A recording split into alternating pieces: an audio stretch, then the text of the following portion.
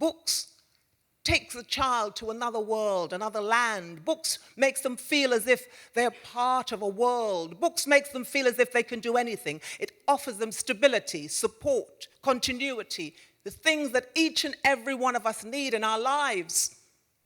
Not all children have books. It's a tragedy. Not all children own a book, have a book in their house. Children are gawping at their TVs or their phones or their computers. Virtual reality. That's what we're allowing children to be.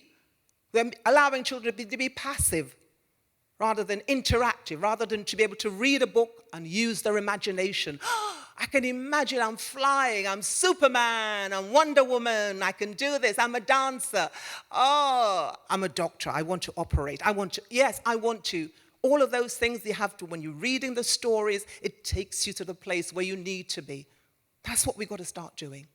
Resilience, determination, that feeling of power. We've got to empower our children, empower them to be able to fix the world, to change the world, to make the world better.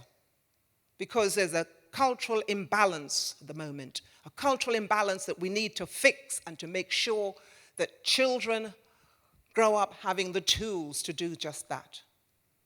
Because at the moment, people are talking about progress. Progress doesn't always take us forward.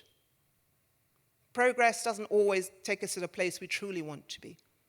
We have to think of the consequences of what we're doing.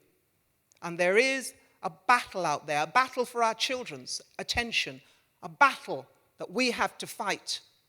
And if we truly, truly, truly believe in children, if we truly, truly believe in the future, if we truly, truly believe in making that difference, then we will all work together to make that change.